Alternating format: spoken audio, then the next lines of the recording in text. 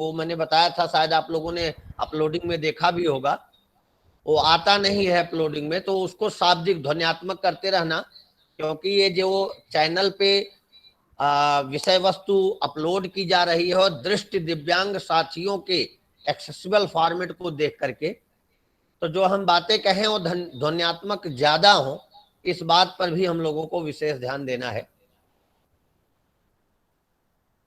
Okay sir. तो अब ज्यादा समय हम नहीं लेते हैं, प्रगति जी बेटे से निवेदन है वो क्लास को स्टार्ट करें। Okay sir.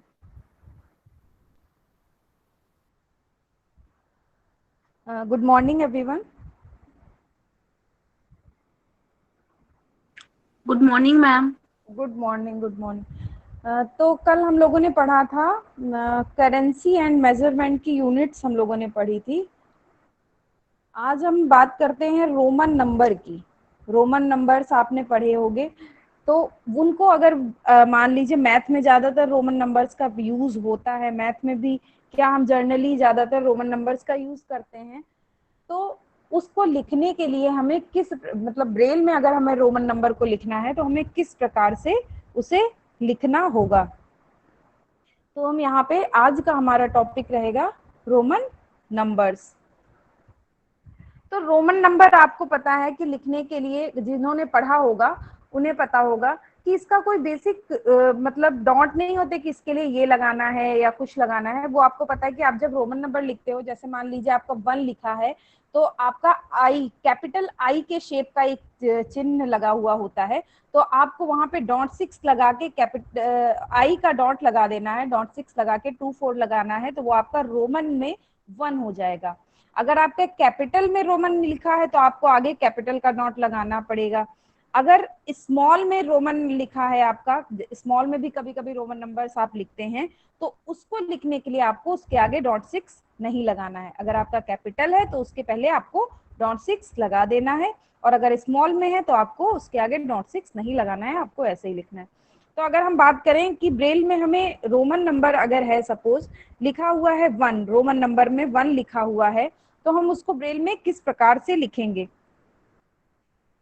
तो सबसे पहले हम डॉट नंबर 6 लगाएंगे और उसके बाद हम आई का डॉट लगा देंगे, जो कि आपका होता है 2 4। तो ये आपका रोमन नंबर में 1 हो जाएगा, वो भी कैपिटलाइज्ड रोमन नंबर होगा ये, मतलब कि जो कैपिटल रोमन नंबर होता है। इसके बाद में अगर हम बात करते हैं हमें रोमन नंबर में 2 लिखना है, तो 2 के लिए आपको 2 बार डॉट 6 लगाना होगा। अगर 1 की बात करें तो 1 में आपका सिंगल रोमन नंबर्स था, सिंगल रोमन न्यूमेरिकल्स था, तो यहाँ पे हमने इसीलिए सिर्फ एक बार डॉट 6 लगाया और आई लिख दिया। लेकिन 2 लिखना है अगर हमें रोमन नंबर में, तो उससे पहले, अभी हम सिर्फ कैपिटल की बात कर रहे हैं तो कंफ्यूज मत होना, कैपिटल रोमन नंबर हम लेके चल रहे हैं। अगर हमें 2 लिखना है रोमन नंबर में, तो हम उससे पहले डॉट 6 लगाएंगे और फिर से डॉट 6 लगाएंगे, मतलब कि 2 बार हमें डॉट 6 लगाना है, और उसके बाद में आई का डॉट लगाना है 2 4 और फिर से 2 4। आप देखते होंगे कि कैपिटल में जो आपका रोमन नंबर लिखा होता है, अगर 2 लिखा हुआ है तो वो आई की तरीके से सीधे सीधे से 2 डंडे खींच के आप लिखते हैं, तो वो आई का डॉट यहाँ पे हम यूज करेंगे 2 लिखने के लिए, और उससे पहले हमें 2 बार डॉट 6 लगाना पड़ेगा। इसके बाद अगर हम 3 की बात करते हैं, 3 लिखना है हमें रोमन नंबर में, तो 3 के लिए हम यहाँ पे अधिकतम 2 ही बार डॉट 6 लगेगा। ये नहीं कि 3 में आपके 3 लाइनें होती हैं तो आप 3 बार डॉट 6 लगाएं, आपको 3 बार डॉट 6 नहीं लगाना। आप लोगों ने इंग्लिश में पढ़ा होगा कि आपको अगर पूरा वर्ड कैपिटल करना होता था तो आप 2 बार डॉट 6 लगा के आपका पूरा वो वर्ड कैपिटल हो जाता था। सपोज अगर लिखा हुआ है इंडिया, इंडिया पूरा कैपिटल में लिखा हुआ है, तो आप आगे 2 बार डॉट 6 लगाते थे और उसके बाद में आप इंडिया लिख देते थे, तो वो आपका पूरा इंडिया का वर्ड जो है वो कैपिटल हो जाता था। अगर सिर्फ आपको आई कैपिटल करना होता था तो आप 1 बार डॉट 6 लगाते थे।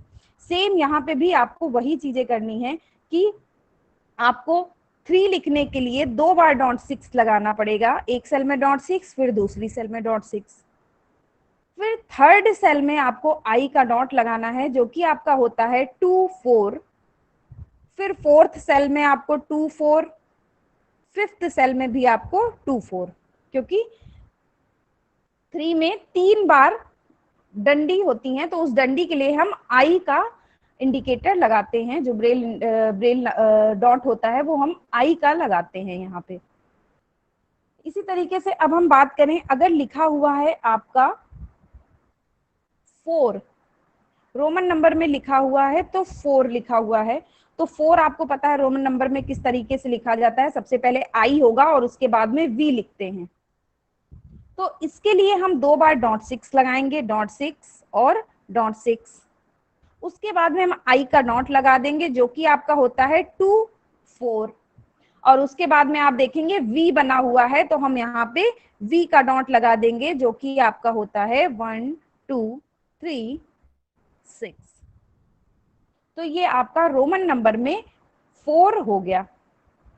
इसी तरीके से आपको सारे रोमन नंबर लिखने हैं। जैसे अगर मान लीजिए x आ गया तो आपको x का डॉट लगाना है, m आ गया तो आपको m का डॉट लगाना है, l आ गया तो आपको l का डॉट लगाना है, d आया तो आपको d का डॉट लगाना है, अगर c आ रहा है तो आपको c का डॉट लगाना है। जितने भी आपको रोमन नंबर लिखने हैं, अगर 100 तक लिखने हैं तो उसमें आपके इसी तरीके से आपको लिखने होंगे। अब 4 के बाद अगर हम 5 की बात करते हैं तो 5 लिखने के लिए रोमन नंबर में सिर्फ एक वी का शेप होता है, तो इसको लिखने के लिए हमें एक .6 लगाएंगे हम एक बार, और उसके बाद में हम वी का डॉट लगा देंगे जो कि आपका होता है 1 2 3 6। तो ये आपका यहाँ पे 5 हो जाएगा। अब आप लोग बताइए कि रोमन नंबर में अगर हमें 6 लिखना है तो हम उसे किस प्रकार से लिखेंगे।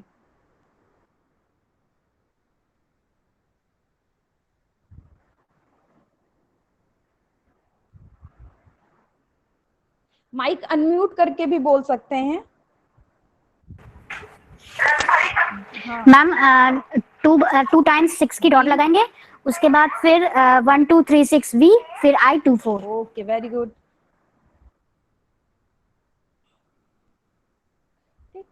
जैसा कि तनु ने बताया कि सबसे पहले अगर हमें 6 लिखना है तो 6 के लिए हम .6 लगाएंगे 2 बार, और उसके बाद में हम वी का डॉट लगाएंगे 1 2 3 और 6, और उसके बाद में हम आई का डॉट लगा देंगे जो कि आपका होता है 2 4। तो ये रोमन नंबर में आपका 6 हो जाएगा।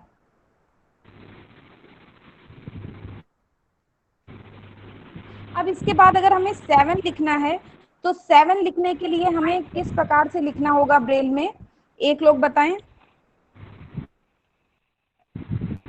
हम पहले टाइम 6 का डॉट लगाएंगे, उसके बाद जी लिखेंगे। 6 का डॉट सालनी रिपीट। मैम पहले 2 बार करेंगे, उसके बाद भी 1 2 3 उसके बाद 2 बार 2 4। Okay okay.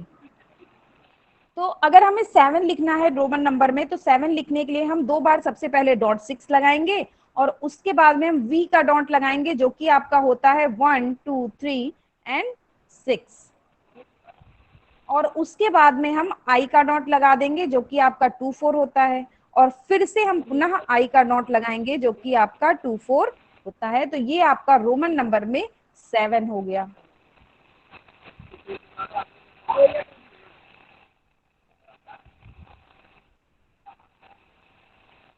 किसी का माइक अनम्यूट है, म्यूट कर दें।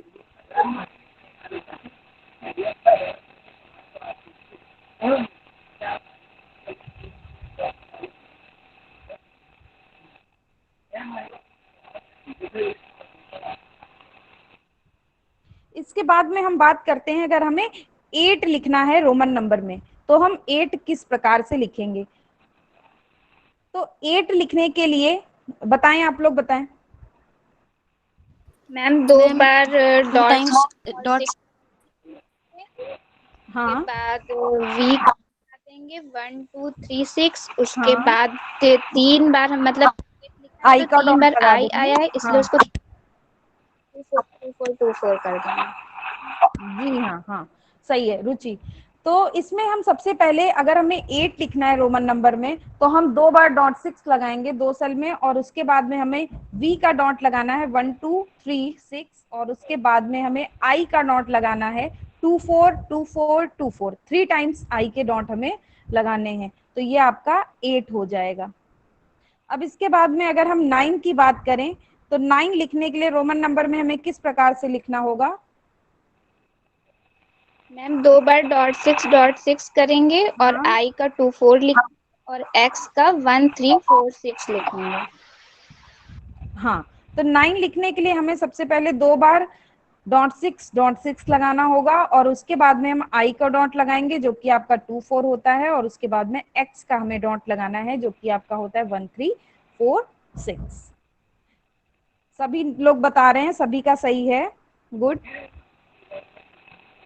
अब इसके बाद हमें अगर 10 लिखना है तो 10 लिखने के लिए हमें एक बार डॉट 6 लगाना है और X का डॉट लगा देंगे जो कि आपका होता है 1 3 4 6। तो ये आपका 10 हो जाएगा। इसी प्रकार से आपको सारी रोमन नंबर्स की काउंटिंग लिखनी है। आप लोग अपनी स्लेट पे 100 तक की या जितनी भी आप लिखना चाहें और आगे तक आपको लिखनी है, तो आप लोग अपनी स्लेट पे लिख के देखिएगा, ब्रेल स्लेट पे प्रैक्टिस करके देखिएगा। वैसे ये चैप्टर बहुत इजी है, इसमें कुछ ज्यादा चीजें नहीं है, जैसे है वैसे ही आपको एज इट इज जो आपको लेटर दिखेगा उसका आपको डॉट लगा देना है, और डॉट 6 उससे पहले लगाना है अगर कैपिटल है। अगर स्मॉल में रोमन नंबर लिखा हुआ है तो आपको उसके पहले डॉट 6 नहीं लगाना है। सपोज अगर हम एग्जाम्पल लेते हैं, मान लीजिए ब्रैकेट में लिखा हुआ है आपका रोमन नंबर में 9 कैपिटल, ब्रैकेट में मैम कौन सा ब्रैकेट? ये आपका है बच्चा राउंड ब्रैकेट। मैंने टेक्स्ट कर दिया, टेक्स्ट में आप लोग देखें राउंड ब्रैकेट में आपका लिखा है 9 और राउंड ब्रैकेट आपका क्लोज है।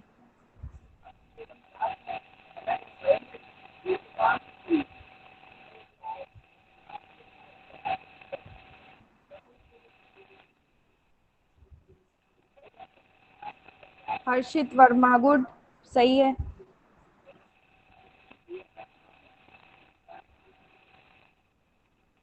जानवी सही है, गुड।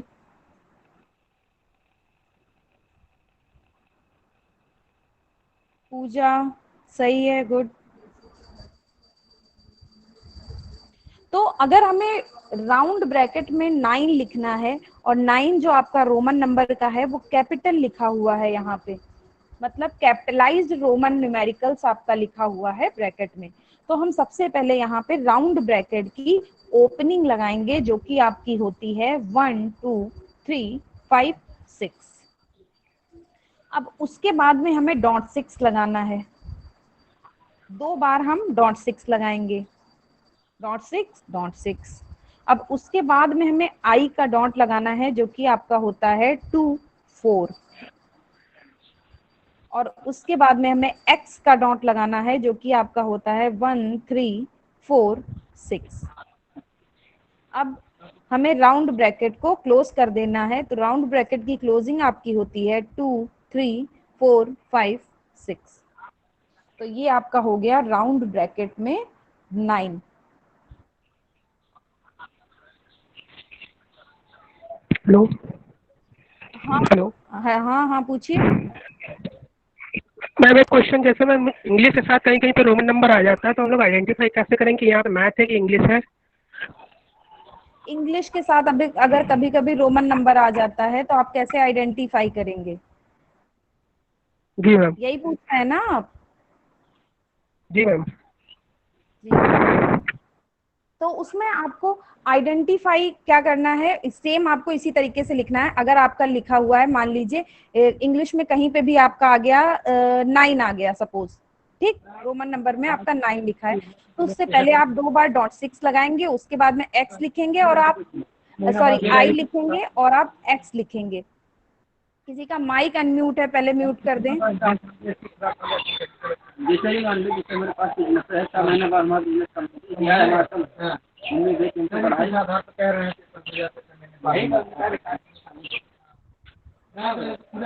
लिखा अगर 9 लिखा हुआ तो 9 लिखने के लिए आपको 2 बार .6 लगाना है, आई लिखना है और एक्स लिखना है। सेम एज इट इज आपको इंग्लिश में भी इसी तरीके से लिखना होगा। अब आप इंग्लिश में कंफ्यूज, इसमें आप कह रहे हैं कि अगर मान लीजिए मैम इंग्लिश में आ गया तो हमें कैसे समझ में आएगा कि आगे रोमन नंबर है या इंग्लिश लिखा हुआ है। पहली बात तो इंग्लिश में आई और एक्स का कोई मीनिंग नहीं होगा, तो आपको वो पता ही चल जाएगा कि वो आपका रोमन नंबर है। और उससे पहले आपका 2 बार .6 लगा हुआ है, तो अगर आगे वाला वर्ड कैपिटल है तो आई एक्स का आपके लिए इंग्लिश का कोई वर्ड ही नहीं होगा जो आपका आई एक्स हो या वी आई आई हो या वी ट्रिपल आई हो, या इस तरीके से आपके जो रोमन नंबर्स हैं इस तरीके से आपका इंग्लिश में कोई वर्ड फॉर्म नहीं करेगा, तो आपको उसमें अपने आप से ही अंतर पता चल जाएगा। ओके, किसी का माइक अनम्यूट है, म्यूट कर दें।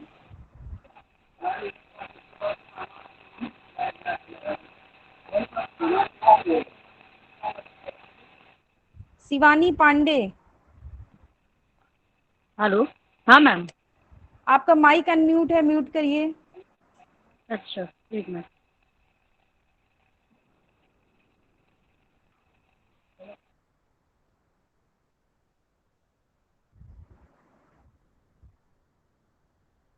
ओके, तो ये आपका हो गया। इसके बाद हम नेक्स्ट एग्जांपल लेते हैं। अगर लिखा हुआ है आपका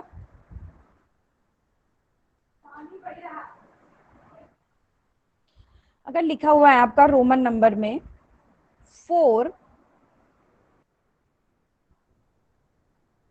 + 5, 4 + 5 अगर रोमन नंबर में आपका लिखा हुआ है, आपको हम टेक्स्ट कर दे रहे हैं, टेक्स्ट में भी देख लीजिए। 4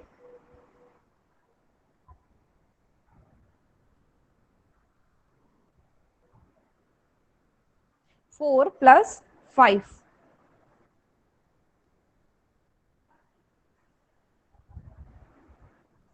तो इसको आपको किस प्रकार से लिखना है? सबसे पहले आपको .6 लगाना है 2 बार, और उसके बाद में आप आई का डॉट लगाएंगे जो कि आपका होता है 2 4, और उसके बाद में आपको वी का डॉट लगाना है, तो वी के लिए आपका होता है 1 2 3 6। तो ये आपका 4 हो गया।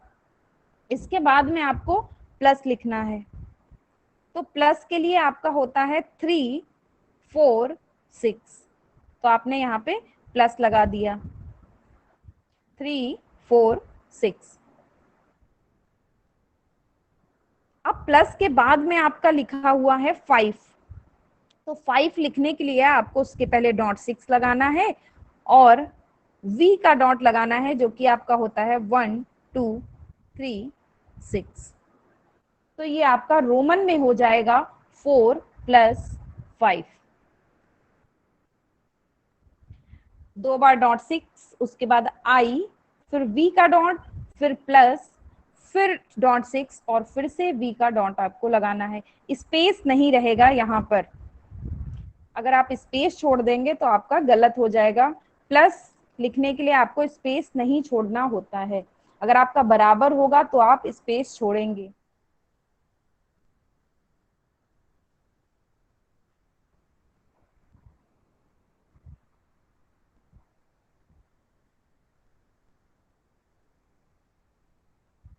ठीक है, इसके बाद नेक्स्ट एग्जांपल अगर हम लेते हैं,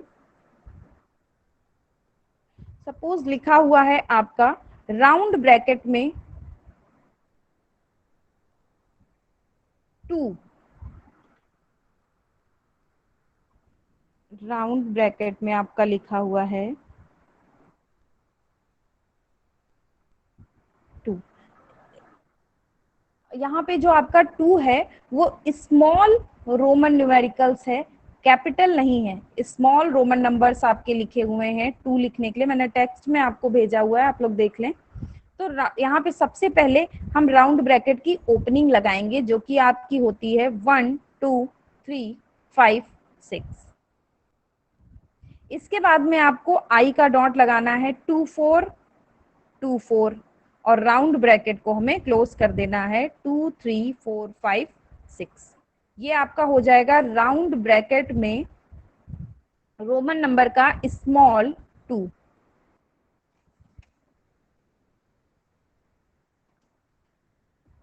प्रज्ञा डॉट 6 नहीं लगेगा क्योंकि स्मॉल है।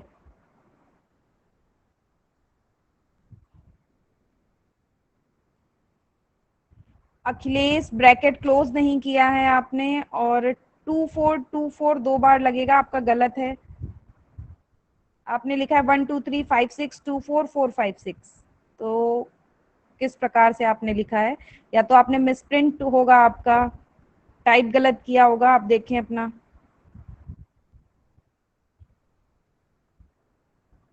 और सभी ने सही बताया है।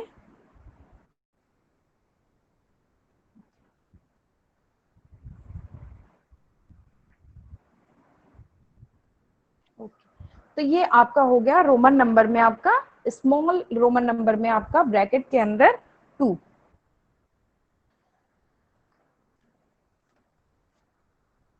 तो ये आपके रोमन नंबर्स हो गए। तो आपके रोमन नंबर्स तो ज्यादातर आपके काउंटिंग में आएंगे, आपको प्लस माइनस में बहुत ही कम देखने को मिलेंगे जिसमें लिखा हो प्लस या माइनस, ऐसा कुछ। ज्यादातर आपको काउंटिंग में इसका यूज करना होता है। तो सभी को समझ में आ गया होगा कि अगर रोमन नंबर आपको लिखना है तो आपको किस प्रकार से लिखना होगा।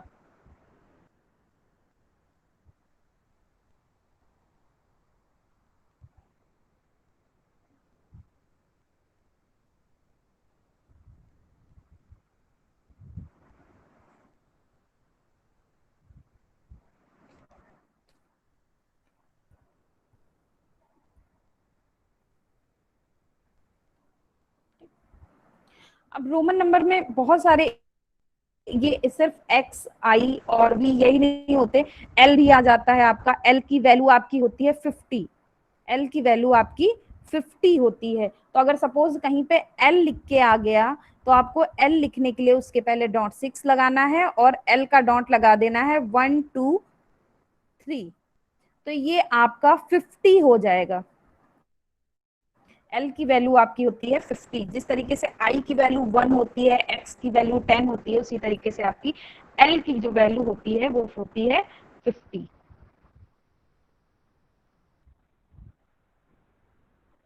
सी भी आएगा आपका। सी की वैल्यू आपकी होती है 100।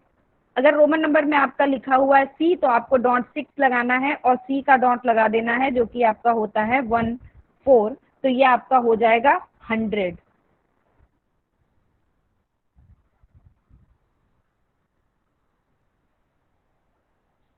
तो ये आपके रोमन। हाँ पूछो, कौन पूछ रहा है?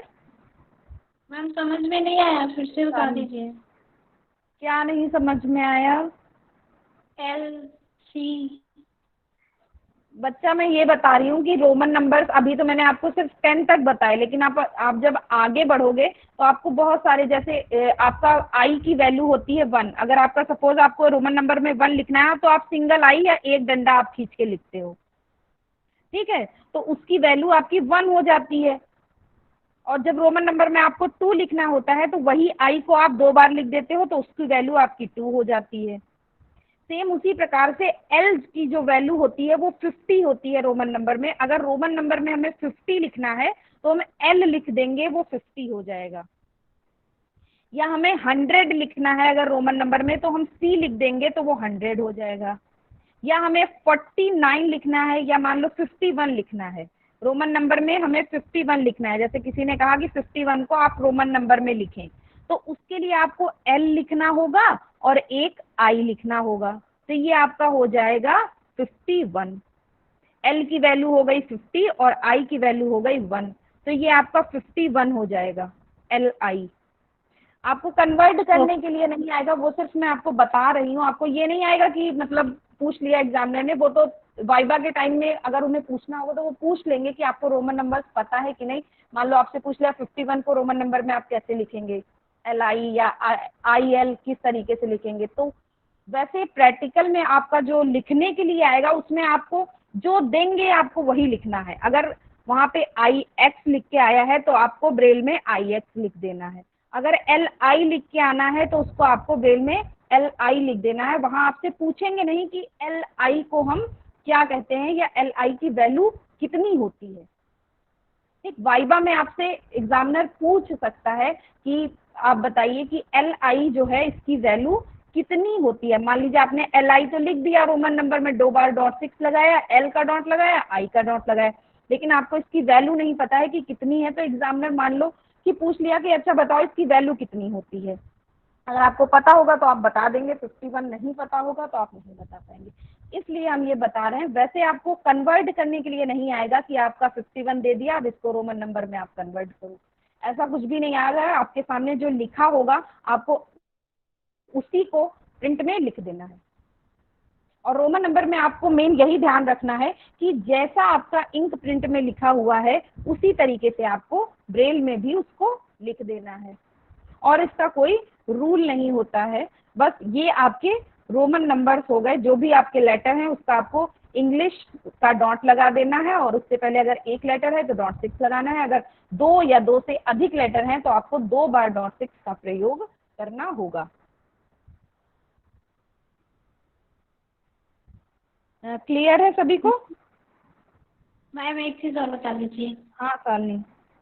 मैम जैसे इंग्लिश में और हिंदी में, जैसे इंग्लिश में कुछ लिखते हैं तो पूरा जो नहीं आ पाता है सेंटेंस, तो उसमें स्पेस करके 3636 करके नीचे वाली लाइन में आते हैं।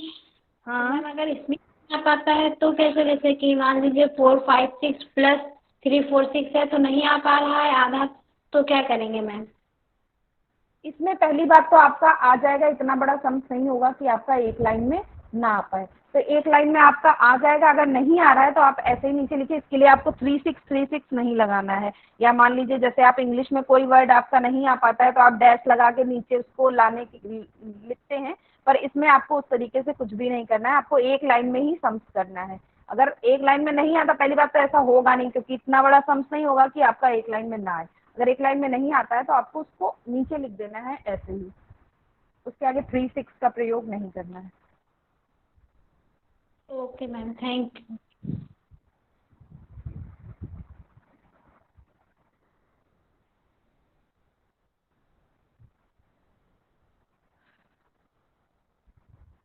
रोशनी, L लिखने के लिए .6 1 2 3 होगा, 1 4 नहीं होगा। ये तो मैंने C का बता दिया।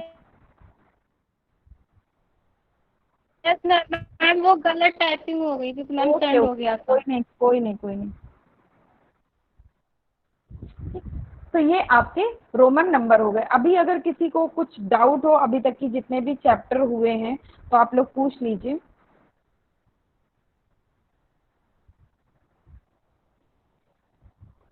मैम हाँ शालिनी। एक बार करेंसी और वो वाला बता दीजिए, फिर से रिवाइज कर दीजिए। कल कहाँ थी? मैम कल थोड़ा छूट गया था तो कम समझ में आया था, और वो ज्वाइन नहीं हो पा था नेटवर्क की वजह से। सर ने डाला था यूट्यूब पे, नहीं देखा था उसके बाद में? अरे मैम थोड़ा सा 5 मिनट में आप खाली एक बार जल्दी जल्दी बोल दीजिए बस। अच्छा पूछो, क्या पूछना है? पूरा रिपीट करना है? जी मैम। अच्छा ओके। तो कल हम लोगों ने करेंसी और मेजरमेंट पढ़ा था, तो उसमें हम लोगों ने बेसिक पहले 3 रूल लिखे हुए थे कि करेंसी और मेजरमेंट को अगर हमें लिखना है तो हमें ब्रेल में लिखना है, तो हमें उससे पहले हमें उसके कुछ बेसिक रूल पता होने चाहिए। तो हमने सबसे पहले एक रूल लिखा था कि जिस प्रकार से उसको प्रिंट में दर्शाया गया है एज इट इज उसको आपको ब्रेल में दर्शाना है। अपने आप से उसमें आपको कुछ एक्स्ट्रा ऐड नहीं करना है, जैसा आपके सामने प्रिंट में दिया गया है उसी को उठा के आपको ब्रेल में कन्वर्ट कर देना है। ठीक। सेकंड रूल आपका होता है कि मापन तथा मुद्रा की इकाई जो होती हैं और उसके बाद में कोई संख्या आ जाए या कोई ऑपरेशनल साइन आ जाए तो उनके बीच में आपको एक सेल का स्पेस छोड़ना होता है। फिर नेक्स्ट रूल आपका था कि ऐसे मापन की इकाइयां जो एक अक्षर की होती हैं उनसे पहले आपको डॉट नंबर 5 6 लगाना आवश्यक होता है, या 5 6 लगाना ही आपको पड़ेगा। अगर आपने 5 6 नहीं लगाया तो आपका वो गलत हो जाएगा। तो ये हमने 3 रूल पढ़े थे। तो अगर हम बात करते हैं, लिखा हुआ है कहीं पे 1 मीटर, 1 मीटर मतलब 1 m, तो इसको लिखने के लिए हम सबसे पहले नंबर इंडिकेटर लगाएंगे 3 4 5 6, उसके बाद में हम 1 लिखेंगे अब हमने रूल नंबर 2 पढ़ा था कि मापन तथा मुद्रा की इकाई व जो भी संख्या हो उसके बीच में आपको एक तल का स्पेस छोड़ना है। तो आप देखेंगे कि 1 के बाद में जो है मापन की एक यूनिट दी गई है जो कि आपकी मीटर है, तो यहाँ पे हम एक तल का स्पेस छोड़ेंगे और उसके बाद में हमें m लिखना है। तो अब हम देखेंगे कि जो m है वो एक सिंगल यूनिट है, मतलब एक अक्षर वाली यूनिट है। तो उससे पहले हमें डॉट नंबर 5 6 लगाना होगा और उसके बाद में हम m का डॉट लगा देंगे जो कि आपका होता है 1 3 4। तो ये आपका हो गया 1 मीटर। अगर कहीं पे लिखा हुआ है 2, हो गया, आप कर लेंगे। शालिनी क्लियर हो गया? Yes ma'am. ओके, और किसी को कोई दिक्कत?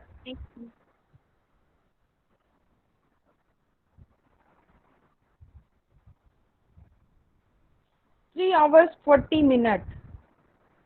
ओके, अगर मान लीजिए कहीं पे लिखा हुआ है आपका 3 hours 40 minutes, आगे आपने फुल स्टॉप नहीं लगाया है तो मैं फुल स्टॉप यहाँ पे नहीं लगा रही हूँ प्रिंट में भी, ठीक। तो अगर आपका लिखा हुआ है एग्जाम्पल में, आप लोग टेक्स्ट में देख लीजिए, टेक्स्ट में एग्जाम्पल है 3 hours 40 minutes। तो सबसे पहले हमें 3 लिखने के लिए यहाँ पे नंबर इंडिकेटर का प्रयोग करना होगा जो कि आपका होता है 3 4 5 6। इसके बाद में आपको 3 लिखना है। 3 लिखने के लिए आपको डॉट नंबर 2 5। अब इसके बाद में आपको एक सेल का स्पेस छोड़ना है। एक सेल का स्पेस छोड़ने के बाद आपको H लिखना है, R लिखना है और S लिख देना है। H के लिए 1 2 5, R के लिए 1 2 3 5, S के लिए 2 3 4। तो ये आपका हो गया HRS। अब इसके बाद में आपको फिर से पुनः एक सेल का स्पेस छोड़ना है और उसके बाद में आपको नंबर इंडिकेटर लगाना है 3 4 5 6 और 4 0 40 लिखना है। तो 40 लिखने के लिए आपको 2 5 6 4 का डॉट, 0 का डॉट, 3 5 6, ये आपका हो गया 40। अब इसके बाद में आपको फिर से एक सेल का स्पेस छोड़ना है और M लिखना है। M का डॉट आपका होता है 1 3 4। I का डॉट लिखना है आपको, I का होता है 2 4। N का होता है 1 3 4 5। तो ये आपका हो गया मिनट MIN।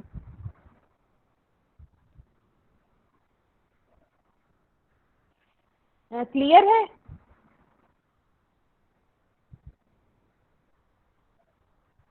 ओके, और किसी को कुछ भी पूछना है?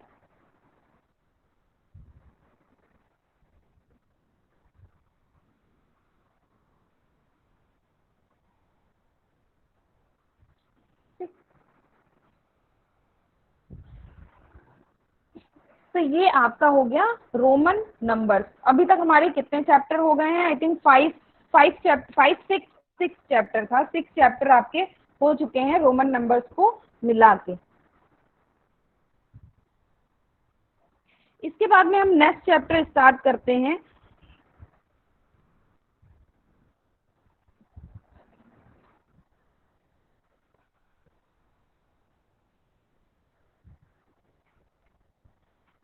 नेक्स्ट में आपको देखना है जो आपने पढ़े होंगे शेप इंडिकेटर, जो आपके शेप साइंस होते हैं या जो आपके आकृति चिन्ह होते हैं, जैसे आपका रेक्टेंगल हो गया, एंगल हो गया, स्क्वायर हो गया, सर्किल हो गया, परपेंडिकुलर हो गया, पैरेलल हो गया। तो ये सारे जो आपके शेप साइन होते हैं, अगर ये आपको ब्रेल में लिखने हैं तो आप किस प्रकार से लिखेंगे, आपको नेक्स्ट चैप्टर में ये पढ़ना है। मतलब नेक्स्ट चैप्टर जो आपका है वो है shape sign. Shape sign,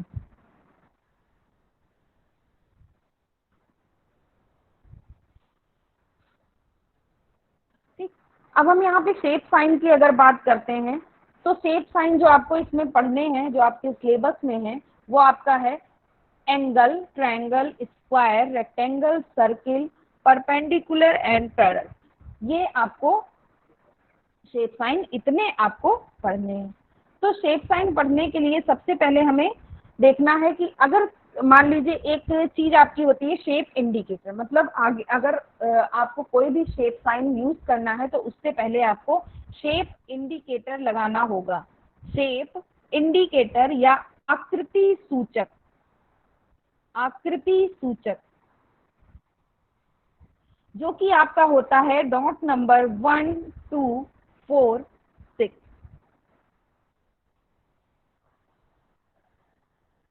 shape indicator या आकृति सूचक 1 2 4 6।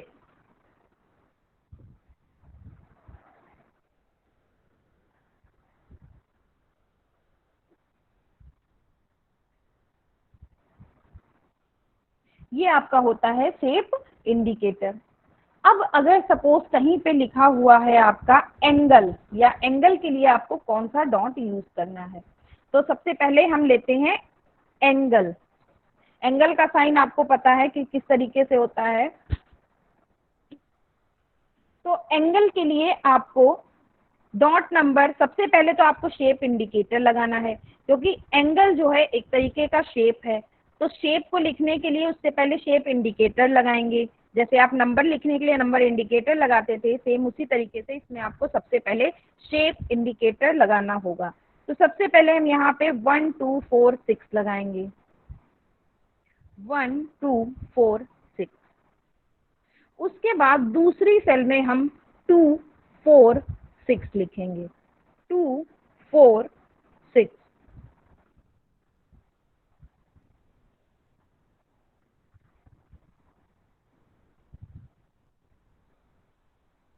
टू 4 6।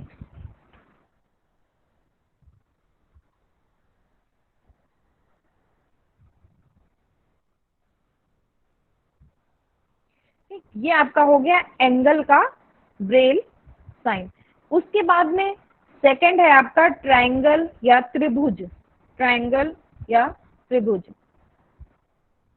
तो ट्रायंगल लिखने के लिए हम सबसे पहले जो है वो शेप इंडिकेटर लगाएंगे, जो कि आपका होता है 1 2 4 6। 1 2 4 6।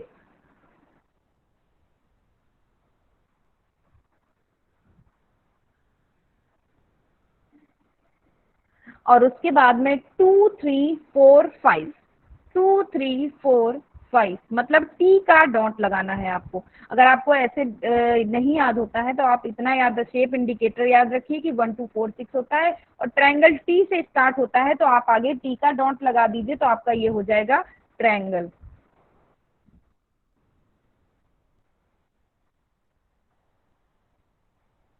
One two four six. दूसरी सेल में आपको लिखना है 2 3 4 5, तो ये आपका हो जाएगा ट्रायंगल। नेक्स्ट हम बात करते हैं स्क्वायर या वर्ग।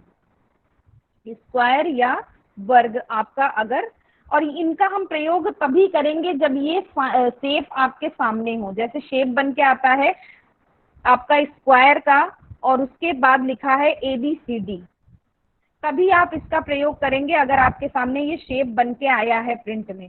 अगर आपका लिखा हुआ है, मान लीजिए स्क्वायर, स्पेलिंग लिखिए इंग्लिश में SQUARE,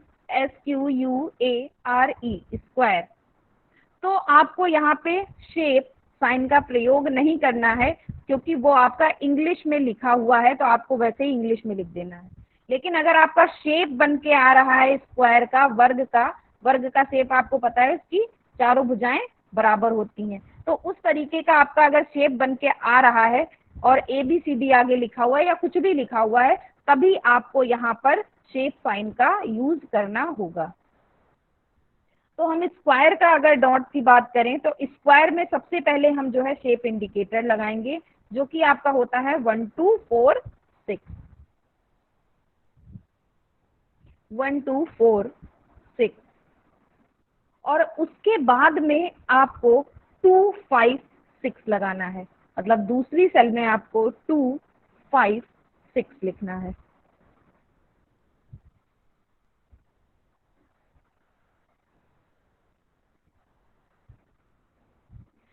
अब नेक्स्ट हम बात करते हैं रेक्टेंगल या आयत। रेक्टेंगल रेक्टेंगल की आमने सामने की भुजाएं जिसकी बराबर होती हैं उसको हम रेक्टेंगल कहते हैं।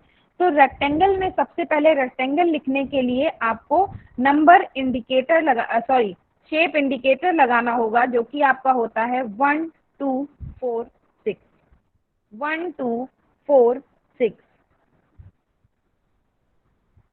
1 2 4 6।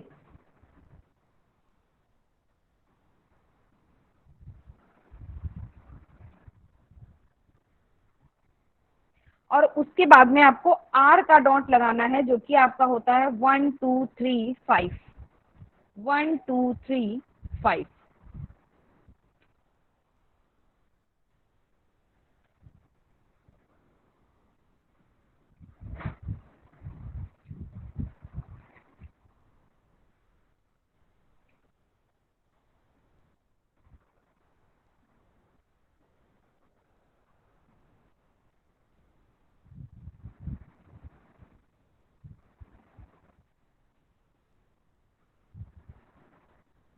तो ये आपका हो गया रेक्टेंगल। रेक्टेंगल के बाद हम बात करते हैं सर्किल। सर्किल लिखने के लिए आपको सबसे पहले शेप इंडिकेटर लगाना है 1 2 4 6,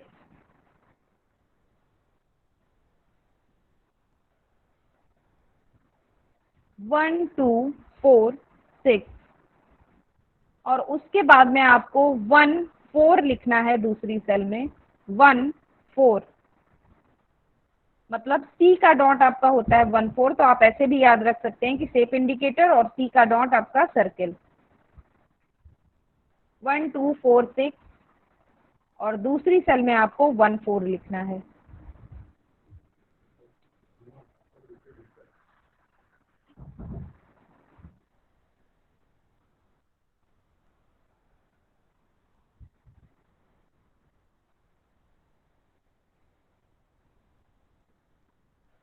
नेक्स्ट अगर आपका लिखा हुआ है कि इज परपेंडिकुलर टू, मतलब जो लंब होता है कि यह इस पे A B is perpendicular B C, ऐसे करके अगर आपका लिख के आता है मतलब यह इसमें इस पर लंब है या परपेंडिकुलर है। तो परपेंडिकुलर के लिए हमें सबसे पहले शेप साइन लगाना है 1 2 4 6,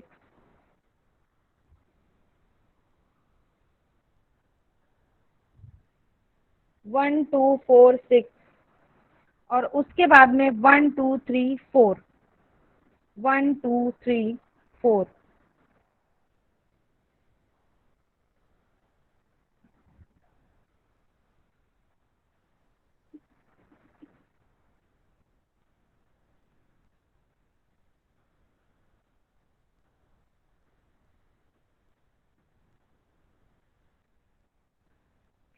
नेक्स्ट आपका है इज पैरेलल टू, मतलब यह इसके समांतर है जो बोला जाता है। तो अगर आपका आया ये, तो इसके लिए आपको शेप इंडिकेटर लगाना है 1 2 4 6 और दूसरी सेल में 1 2 3, 1 2 3।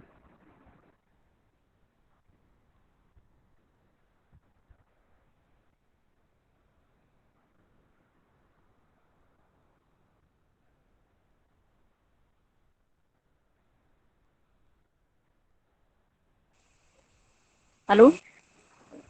हाँ, हेलो मैम, ये किसके लिए आपने बोला? आवाज नहीं समझ में आई। 1 2 3 वाला किसके लिए है?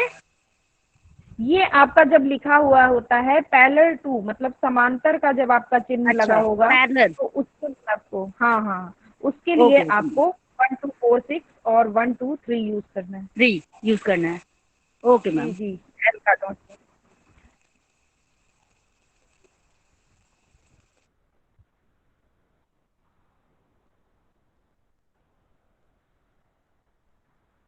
तो ये इतने आपके जो शेप साइन है वो आपके सिलेबस में हैं।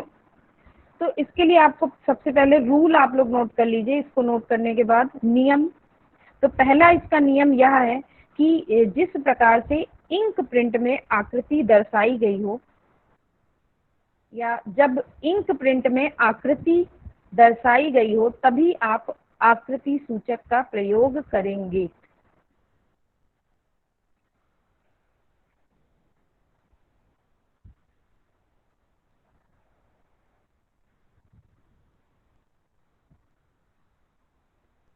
सौम्या 1246 1234, ये परपेंडिकुलर का डॉट है, लंब जो बोला जाता है।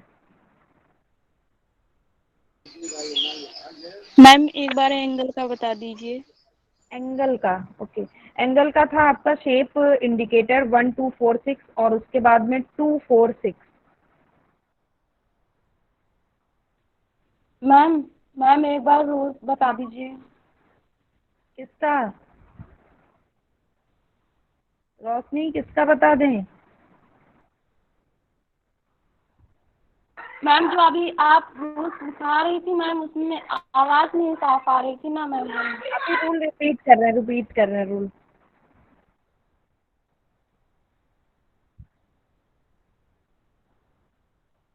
तो सबसे पहला रूल आपका इसमें है कि यदि इंक प्रिंट में आकृति दर्शाई गई है तभी आपको आकृति सूचक का प्रयोग करना होगा।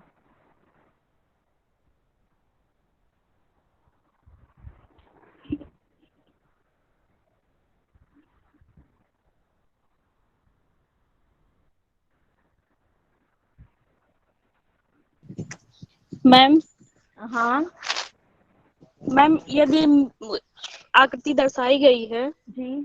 तो नंबर साइन लगाएंगे उस पे? नंबर साइन, नंबर साइन क्यों लगाएंगे? शेप इंडिकेटर लगाएंगे ना, जो आकृति अगर दर्शाई गई। लगाएंगे। मान लीजिए अगर इंग्लिश में लिखा है तो मैम कॉन्ट्रैक्शन का प्रयोग कर सकते हैं वहाँ पे? इंग्लिश में लिखा हुआ है, कॉन्ट्रैक्शन का प्रयोग कर सकते हैं। क्या लिखा हुआ है इंग्लिश में? मैम जैसे स्क्वायर लिखा है तो वहाँ पे पैर की इंग्लिश स्पेलिंग लिखी गई, मतलब स्पेलिंग SQUARE। लिखी गई है तो जी उसमें कॉन्ट्रैक्शन का भी प्रयोग कर सकते हैं? नहीं, आप ओपन ब्रेल में लिखिएगा। Okay ma'am, thank you.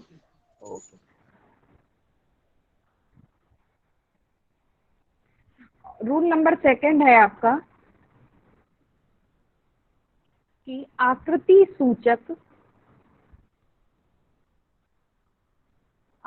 सूचक मतलब शेप इंडिकेटर या जो भी आपके शेप साइन है तथा आकृति को दर्शाने के लिए लिखे गए अक्षरों, आकृति को दर्शाने के लिए लिखे गए अक्षरों के बीच एक सेल का स्पेस छोड़ना अनिवार्य है।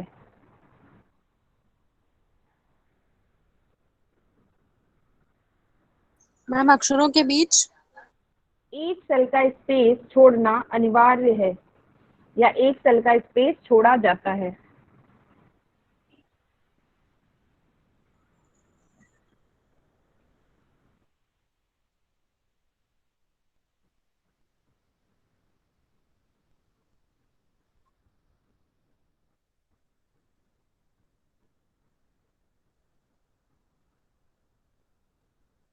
नोट हो गया सभी का?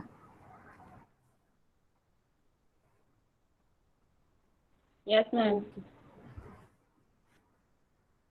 ठीक, ये इसके हो गए रूल और जो भी शेप साइन है उनके ब्रेल डॉट।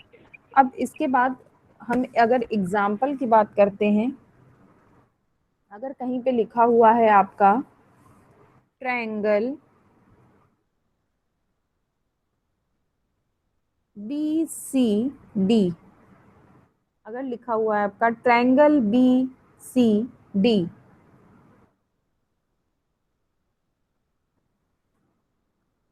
ट्रायंगल BCD,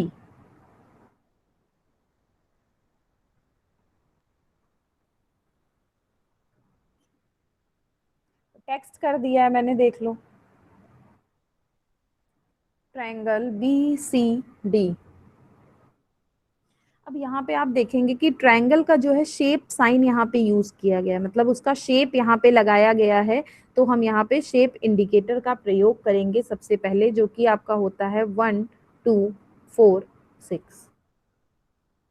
अब उसके बाद में ट्रायंगल के लिए आपको पता है T का डॉट लगता है, जो कि आपका होता है 2 3 4 5। तो ये आपका हो गया ट्रायंगल। अब उसके बाद में आपको एक सेल का स्पेस छोड़ना है। मैंने रूल नंबर 2 में लिखाया है कि जो भी आपकी आकृति सूचक रहेगा या जो भी आपका शेप साइन रहेगा उसको तथा उसको दर्शाने के लिए जो अक्षर लिखे गए हैं या जो चीज उसको दर्शाने के लिए लिखी गई है उसके बीच में आपको एक सेल का स्पेस छोड़ना है। तो यहाँ पे ट्रायंगल को दर्शाने के लिए आगे BCD लिखा है, तो BCD लिखने के लिए हमें एक सेल का यहाँ पे स्पेस छोड़ना होगा और उसके बाद में हम .6 लगाएंगे और B लिखेंगे। B के लिए आपका 1 2, फिर से हम .6 लगाएंगे और C लिखेंगे, C के लिए 1 4, फिर से .6 लगाएंगे और D लिखेंगे, D के लिए 1 4 5। मतलब जैसे आप पहले यूज करते थे कि आपने मान लीजिए BCD लिखना है तो आप स्टार्टिंग में 2 बार .6 लगा दें और आगे का पूरा कैपिटल हो जाएगा। यहाँ पे आपको उस तरीके से नहीं लिखना है। यहाँ पे आपको जो है B से पहले .6 लगाना है, C से पहले .6 लगाना है, D से पहले भी .6 लगाना है।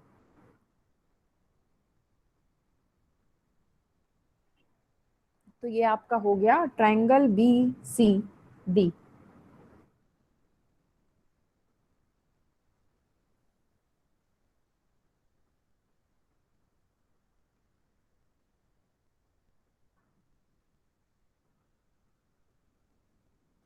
अब इसके बाद में नेक्स्ट एग्जांपल की अगर बात करते हैं, आपका लिखा हुआ है सपोज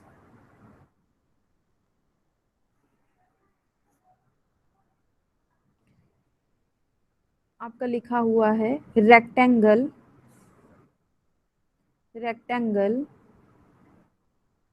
ABCD, मतलब रेक्टेंगल का आपका साइन लगा हुआ है और उसके बाद में लिखा हुआ है ABCD।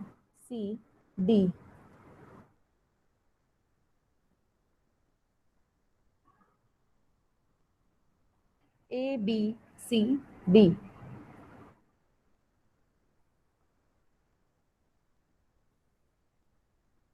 तो इसको लिखने के लिए आपको सबसे पहले आप देखेंगे कि यहाँ पे रेक्टेंगल का साइन लगा हुआ है, तो हम जो है यहाँ पे सबसे पहले शेप इंडिकेटर का प्रयोग करेंगे जो कि आपका होता है 1 2 4 6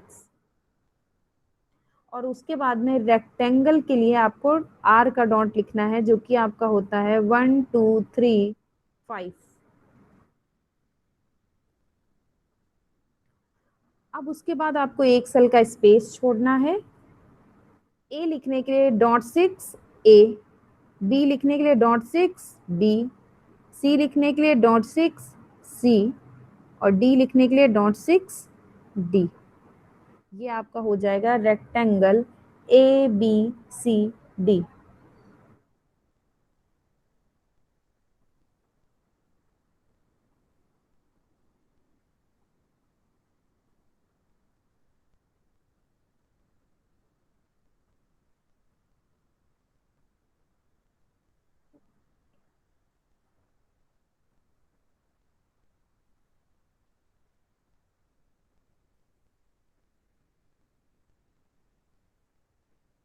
इतना क्लियर है?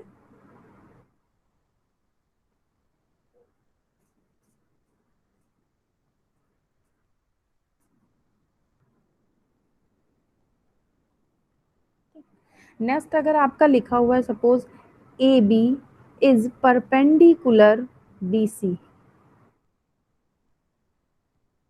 ठीक, AB is perpendicular to BC, मतलब AB जो है वो BC पर लंब है। कभी कभी प्रिंट में भी ऐसे लिखा रहता है कि AB जो है BC पर लंब है। अगर ऐसे लिख के आता है वर्डिंग में तो आपको यहाँ पे शेप इंडिकेटर नहीं यूज करना है। जब आपका परपेंडिकुलर का शेप साइन होगा तभी आपको यहाँ पर जो है परपेंडिकुलर का शेप साइन लगाना होगा। परपेंडिकुलर का जो आपका साइन होता है या जो शेप होता है वो उल्टा टी होता है। जो आपका टी होता है उसको आप उल्टा कर दीजिए, उसी तरीके से आपका परपेंडिकुलर होता है।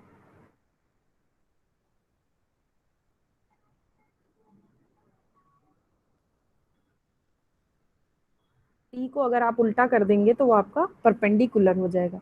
तो यहाँ पे हमें अगर लिखना है ए बी, तो हम सबसे पहले डॉट 6 ए लिखेंगे और फिर डॉट 6 बी लिखेंगे।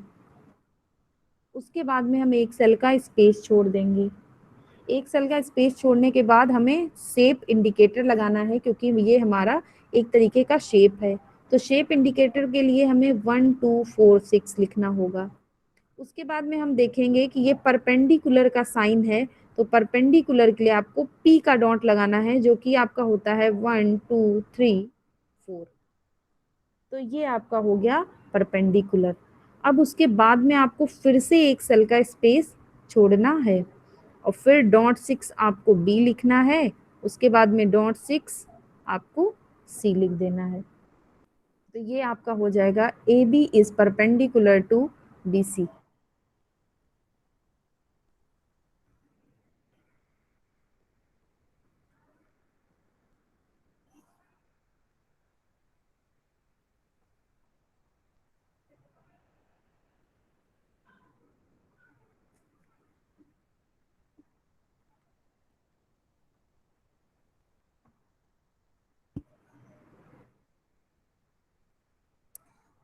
नेक्स्ट एग्जाम्पल अगर हम लेते हैं, लिखा हुआ है आपका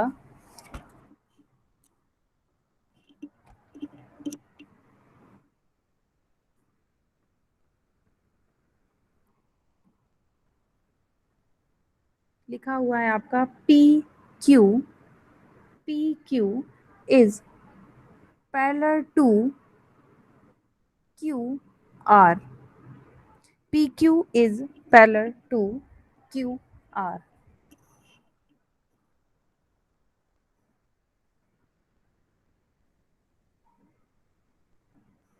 P Q is parallel to Q R.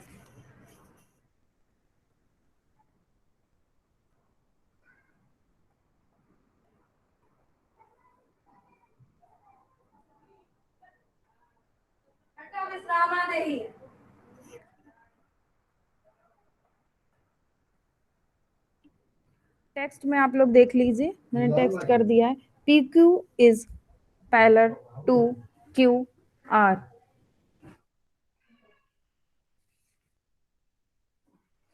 तो इसको लिखने के लिए सबसे पहले आपको डॉट 6 लगाना है और उसके बाद में आपको पी लिख देना है। फिर से डॉट 6 लगाना है और आपको क्यू लिख देना है। उसके बाद में आपको एक सेल का स्पेस छोड़ना है। अब उसके आगे आप देखेंगे पैरेलल का आपका साइन लगा हुआ है, तो आप सबसे पहले शेप इंडिकेटर लगाएंगे, जो कि आपका होता है 1 2 4 6। और उसके बाद में आपको एल लिख देना है 1 2 3। तो ये आपका हो गया पैरेलल या समांतर का चिन्ह। इसके बाद में आपको एक सेल का स्पेस छोड़ना है, डॉट 6 क्यू लिखना है, फिर से आपको डॉट 6 लगाना है और आर लिख देना है। तो ये आपका हो गया P Q is parallel to Q R. मतलब पी क्यू जो है वो क्यू आर के समांतर है।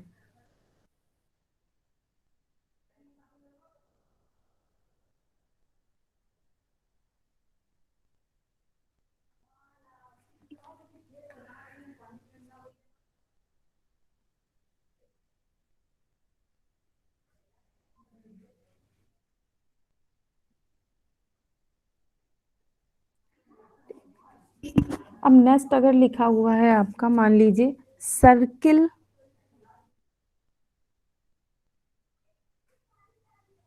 ए।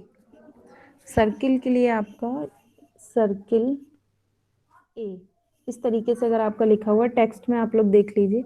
सर्किल के लिए आपको जैसे सर्किल बनता है गोल गोल, उसी तरीके का आपका साइन होगा सर्किल का, सर्किल ए। तो सर्किल के लिए आपको यहाँ पे सबसे पहले शेप इंडिकेटर लगाना है, जो कि आपका होता है 1 2 4 6।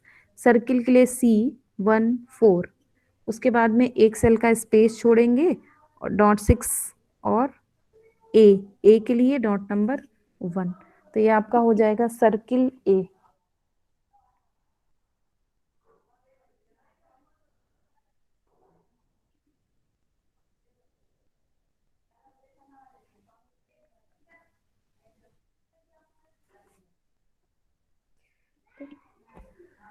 नेक्स्ट एग्जाम्पल अगर आपका लिखा हुआ है कहीं पे, angle A B C, angle A B C, angle A B C,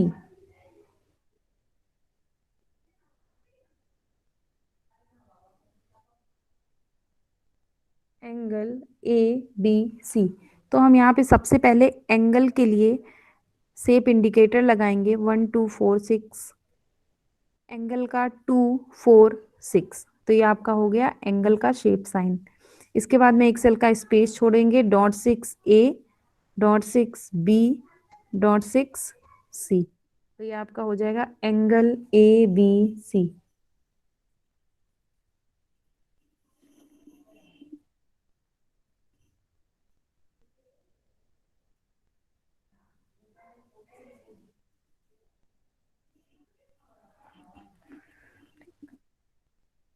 तो ये आपके शेप साइन हो गए, या जो भी आपके शेप साइन आते हैं उनको आपको ब्रेल में किस प्रकार से लिखना है।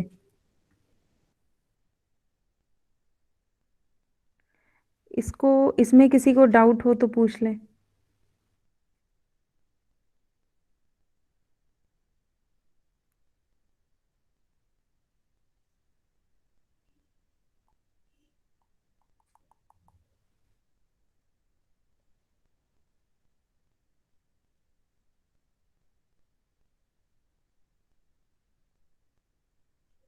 ओके, तो ये आपका जो है चैप्टर नंबर 7 जो है यहाँ पे खत्म होता है। तो आज हमने चैप्टर नंबर 6 और चैप्टर नंबर 7 दो चैप्टर हमने पढ़े हैं। तो अभी तक आपके 7 मैथ के चैप्टर हो चुके हैं।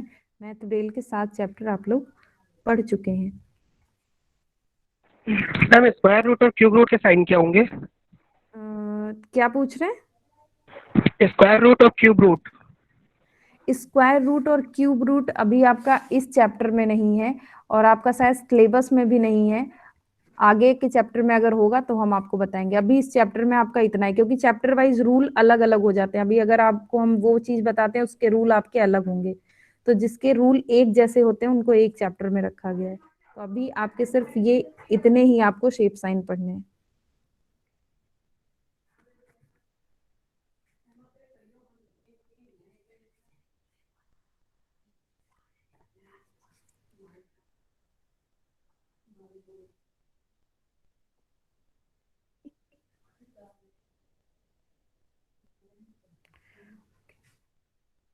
तो आज की क्लास हम यहीं पे ख़त्म करते हैं। दोनों चैप्टर आपके कंप्लीट हो गए हैं, आप लोग को समझ में आ गया होगा। अगर कोई डाउट हो तो आप लोग कल की क्लास में पूछ लीजिएगा। Okay, thank you class.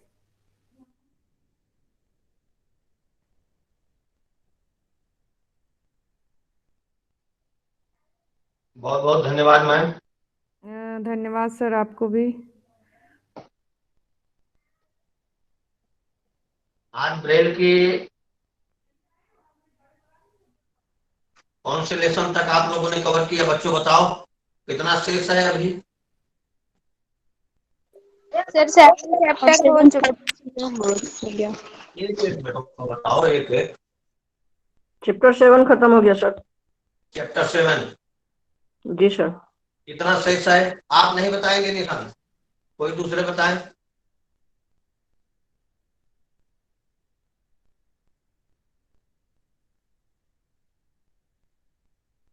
बताइए सोनिया बिटिया, बताओ तुम। सर चैप्टर 6 और 7 क्लियर हुआ है। 6 और 7 क्लियर हुआ है तो ठीक है। शेष कितना है? क्या सर? शेष अभी कितना है 4th सेमेस्टर में? सर मैं सेकंड सेमेस्टर की हूँ। अच्छा, 4th सेमेस्टर का कोई बच्चा बताओ। अखिलेश आप बताओ। आज सर जो भी क्लास 7 चैप्टर में हुआ सर 4th सेमेस्टर के लिए बहुत ही लाभदायक था sir. Very good, very good. Sir ये 3rd सेमेस्टर का है। अच्छा, मैं बार बार आपसे इसलिए पूछ रहा हूँ कि सिलेबस की भी जानकारी है या भूल चुके हैं? देखते भी हैं सिलेबस? जी सर।